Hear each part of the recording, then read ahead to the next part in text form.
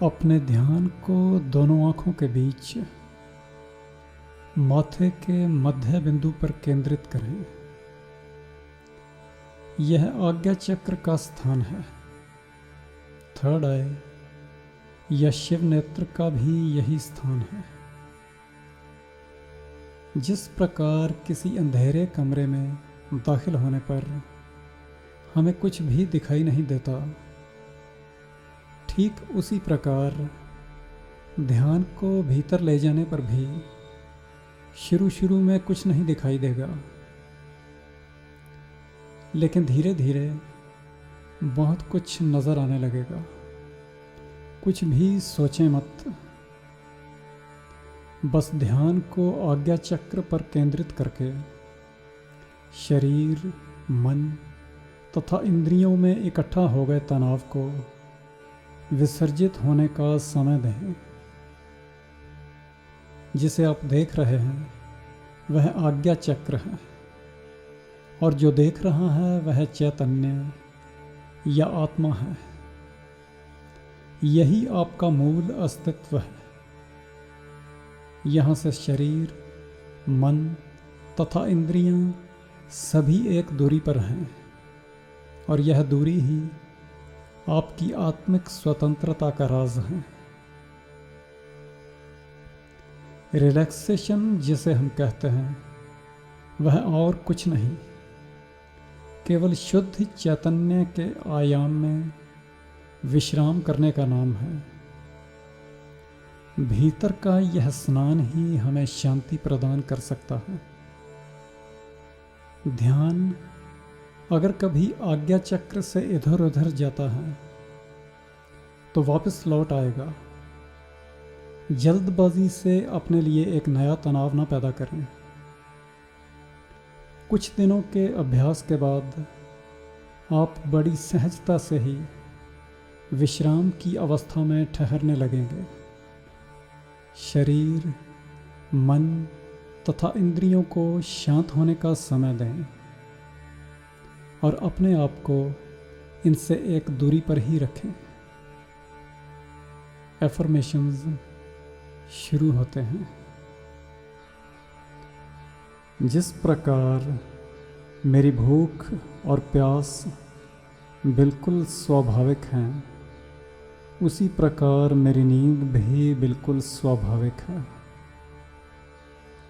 जिस प्रकार मेरी भूख और प्यास बिल्कुल स्वाभाविक हैं, उसी प्रकार मेरी नींद भी बिल्कुल स्वाभाविक है। जिस प्रकार मेरी भूख और प्यास बिल्कुल स्वाभाविक हैं, उसी प्रकार मेरी नींद भी बिल्कुल स्वाभाविक है। जैसे भूख और प्यास के लिए मुझे कोई दवाई नहीं लेनी पड़ती, उसी प्रकार सोने के लिए भी मुझे किसी दवाई की ज़रूरत नहीं है। जैसे भूख और प्यास के लिए मुझे कोई दवाई नहीं लेनी पड़ती, उसी प्रकार सोने के लिए भी मुझे किसी दवाई की आवश्यकता नहीं है।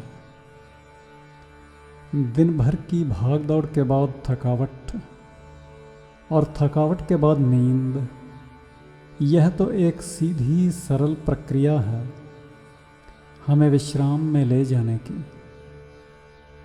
मैं इसे जानबूझकर जटिल नहीं बनाऊंगा। दिन भर की भाग दौड़ के बाद थकावट, और थकावट के बाद नींद, यह तो एक सीधी सरल प्रक्रिया है हमें विश्राम में ले जाने की। मैं इसे जानबूझकर जटिल नहीं बनाऊंगा। दिन भर की भाग दौड़ के बाद थकावट, और थकावट के बाद नींद, यह तो एक सीधी सरल प्रक्रिया है हमें विश्राम में ले जाने की। मैं इसे जानबूझकर जटिल नहीं बनाऊंगा। मेरा शरीर, मन और इंद्रियां सभी विश्राम की अवस्था की ओर सरक रहे हैं। मेरा पूरा अस्तित्व एक गहरी नींद की ओर जा रहा है। मेरा शरीर, मन और इंद्रियां सभी विश्राम की अवस्था की ओर सरक रहे हैं। मेरा पूरा अस्तित्व एक गहरी नींद की ओर जा रहा है। मेरा शरीर, मन और इंद्रियां सभी विश्राम की अवस्था की ओर सरक रहे हैं। मेरा पूरा अस्तित्व एक गहरी नींद की ओर जा रहा है। जो प्राण ऊर्जा अब तक शरीर, मन तथा इंद्रियों में सक्रिय थी, वह सिकुड़कर आराम के लिए शुद्ध चेतना के आयाम में विराजमान हो रही है। जो प्राण ऊर्जा अब तक शरीर, मन तथा इंद्रियों में सक्रिय थी, वह सिकुड़कर आराम के लिए शुद्ध चेतना के आयाम में विराजमान हो रही है। जो प्राण ऊर्जा अब तक शरीर, मन तथा इंद्रियों में सक्रिय थी, वह सिकुड़कर आराम के लिए शुद्ध चेतना के आयाम में विराजमान हो रही है। जो गहरी नींद मैं बचपन में सोया करता था, उसी नींद को मैं एक बार फिर से उपलब्ध हो रहा हूँ। अपनी सारी चिंताओं को ईश्वर के चरणों में अर्पण करके मैं खुद को तनाव से मुक्त करता हूँ। जो गहरी नींद मैं बचपन में सोया करता था, उसी नींद को मैं एक बार फिर से उपलब्ध हो रहा हूँ। अपनी सारी चिंताओं को ईश्वर के चरणों में अर्पण करके मैं खुद को तनाव से मुक्त करता हूँ। जो गहरी नींद मैं बचपन में सोया करता था, उसी नींद को मैं एक बार फिर से उपलब्ध हो रहा हूँ। अपनी सारी चिंताओं को ईश्वर के चरणों में अर्पण करके मैं खुद को तनाव से मुक्त करता हूँ। मैं ईश्वर की विराट गोद में निश्चिंत होकर उसी तरह सोने जा रहा हूँ, जिस प्रकार कोई बच्चा थककर अपनी माँ की गोद में सोता है।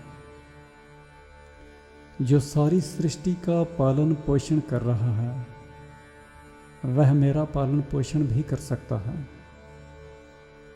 मैं ईश्वर की विराट गोद में निश्चिंत होकर उसी प्रकार सोने जा रहा हूँ, जिस प्रकार कोई बच्चा थककर अपनी माँ की गोद में सो जाता है। जो सारी सृष्टि का पालन पोषण कर रहा है, वह मेरा पालन पोषण भी कर सकता है। एक अच्छे कर्मयोगी की भांति मैं केवल अपने कर्म की शुद्धता तथा पवित्रता पर ध्यान दूंगा। फल की आकांक्षा से मैं व्यर्थ की चिंता और व्यर्थ के तनाव को अपनी ओर आकर्षित नहीं करूंगा। एक अच्छे कर्मयोगी की भांति मैं केवल अपने कर्म की शुद्धता तथा पवित्रता पर ध्यान दूंगा। फल की आकांक्षा से मैं व्यर्थ की चिंता और व्यर्थ के तनाव को अपनी ओर आकर्षित नहीं करूंगा। एक अच्छे कर्मयोगी की भांति मैं केवल अपने कर्म की शुद्धता तथा पवित्रता पर ध्यान दूंगा। फल की आकांक्षा से मैं व्यर्थ की चिंता और व्यर्थ के तनाव को अपनी ओर आकर्षित नहीं करूंगा। जिस विश्राम में अब मैं सरक रहा हूँ, वह साधारण विश्राम नहीं है। एक आत्मा का परमात्मा से मेल है। वह ऐसे ही है जैसे कोई स्याही की बूंद जल के सरोवर में घुल जाए, या मिश्री की कोई डली पानी के गिलास में गायब हो जाए। जिस विश्राम में अब मैं सरक रहा हूँ वह कोई साधारण विश्राम नहीं है, एक आत्मा का परमात्मा से मेल है। वह ठीक ऐसे ही है जैसे कोई स्याही की बूंद जल के सरोवर में घुल जाए या फिर मिश्री की डली पानी के गिलास में गायब हो जाए। शून्यता के सागर से जागने के बाद मैं ताज़ा और प्रफुल्लित महसूस करूँगा। नींद में भी मैं केवल उन्हीं शक्तियों और व्यक्तित्वों के संपर्क में आऊँगा जो मुझे बंधनों से मुक्त कर सकते हैं या फिर मुझे सच्चे मन से प्रेम करते हैं। शून्यता के सागर से जागने के बाद मैं ताज़ा और प्रफुल्लित महसूस करूँगा। नींद में भी मैं केवल उन्हीं शक्तियों और व्यक्तित्वों के संपर्क में आऊँगा जो मुझे बंधनों से मुक्त कर सकते हैं या फिर मुझे सच्चे मन से प्रेम करते हैं। मेरी हर नींद एक अवसर होगी द्वैत की जिंदगी से कुछ पलों के लिए छुट्टी लेकर अद्वैत के अनुभव में उतरने का। हर नींद से मैं भगवान की असीमता के दर्शन करके लौटूंगा।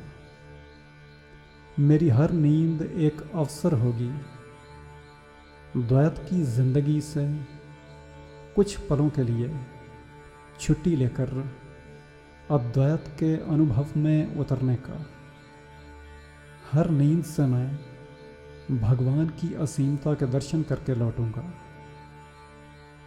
मेरी हर नींद एक अवसर होगी द्वैत की जिंदगी से कुछ पलों के लिए छुट्टी लेकर अद्वैत के अनुभव में उतरने का। हर नींद से मैं भगवान की असीमता के दर्शन करके लौटूंगा। अपने विश्राम को भी मैं भगवान के चरणों में अर्पित करता हूँ।